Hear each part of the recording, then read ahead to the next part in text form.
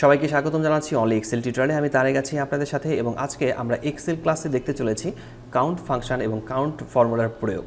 তো আমাদের কাছে একটি কোম্পানির ডেটা শিট আছে, এখানে প্রোডাক্ট আইডিগুলো দেওয়া আছে আর এই প্রোডাক্ট আইডিগুলোতে শুধু নাম্বার ব্যবহার করা, এখানে শুধু নাম্বার ব্যবহার করে প্রোডাক্ট আইডিগুলো নেওয়া আছে এবং এর পাশে বি কলামে আমরা দেখতে পাচ্ছি প্রোডাক্ট আইডিতে এই নাম্বারের পাশে বিভিন্ন ধরনের সাইন, স্টার, হ্যাশ অথবা হচ্ছে কোনো লেটার বসানো আছে, যেমন এ বি সি এই টাইপের আইডি দেওয়া আছে।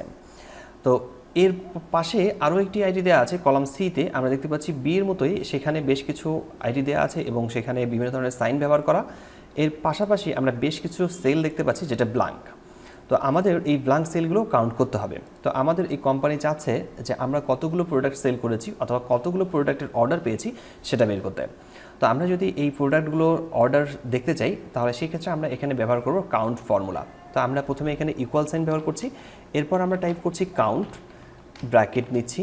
ব্র্যাকেট নেওয়ার পর আমাদের যে রেঞ্জটি রয়েছে ভ্যালু রেঞ্জ, সেই ভ্যালু রেঞ্জে সিলেক্ট করতে হবে। কন্ট্রোল শিফট প্রেস করে ডাউন অ্যারো কি প্রেস করলে আমাদের যে রেঞ্জটি আছে সেই রেঞ্জটি সিলেক্ট হয়ে যাবে। তো এরপর আমরা ব্র্যাকেট ক্লোজ করে নেব, আমি একটু উপরের দিকে যাচ্ছি। এরপর ব্র্যাকেট ক্লোজ করার পর এন্টার প্রেস করলে আমরা দেখতে পারবো যে এখানে মোট 151টি প্রোডাক্ট আমরা অর্ডার পেয়েছি অথবা সেল করেছি। এই কোম্পানি এই 151টি প্রোডাক্টের অর্ডার পেয়েছে অথবা হচ্ছে সেল করেছে।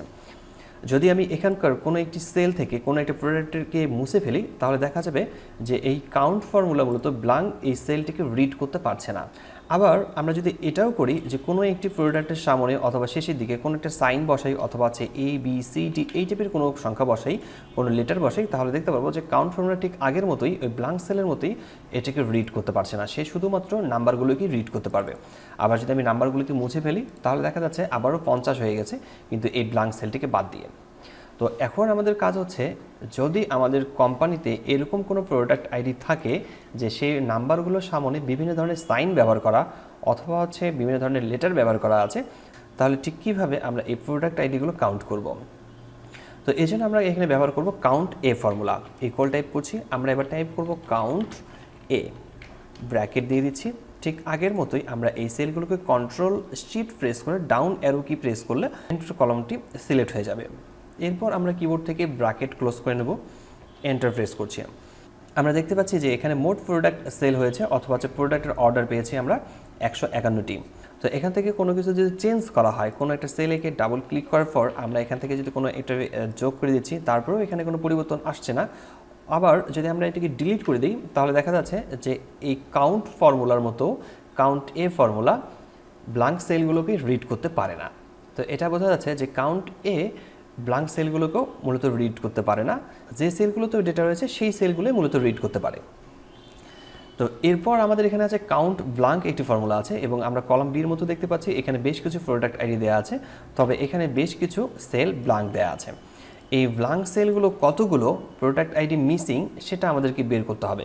এই প্রোডাক্ট আইডি থেকে আমরা দেখতে যাচ্ছি যে কতগুলো প্রোডাক্ট আইডি আমাদের এখান থেকে মিসিং, সেটা বের করার জন্য আমরা এখানে ইকুয়াল টাইপ করছি। এরপর হচ্ছে আমরা কাউন্ট ব্ল্যাঙ্ক টাইপ করব, ব্র্যাকেট নিয়ে নিচ্ছি। এরপর হচ্ছে আমরা প্রোডাক্টের লিস্ট থেকে সিলেক্ট করে দিতে পারি। আমি ঠিক এভাবে লিস্টটিকে সিলেক্ট করছি। প্রোডাক্টের লিস্টটিকে সিলেক্ট করে নেওয়ার পর আমরা ব্র্যাকেট ক্লোজ করব, এরপর কিবোর্ড থেকে এন্টার প্রেস করছি।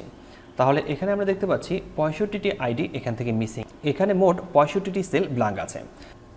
ঠিক এভাবেই আমরা কাউন্ট ফর্মুলা, কাউন্ট ফাংশন ব্যবহার করে বিভিন্ন ধরনের প্রোডাক্টের ডিটেলগুলো বের করে আনতে পারি। আশা করি বিষয়টি বুঝতে পেরেছেন। কোথাও সমস্যা হলে কমেন্ট বক্সে কমেন্ট করে জানাতে পারেন, আমি প্রতিটি কমেন্টে রিপ্লাই করি। আজকে টিউটোরিয়ালটি এখানে শেষ করছি, দেখা আছে মাইক্রোসফট এক্সেলের নতুন কোনো টিউটোরিয়ালে। ততক্ষণ পর্যন্ত ভালো থাকবেন, সুস্থ থাকবেন। ধন্যবাদ সবাইকে, আল্লাহ হাফেজ।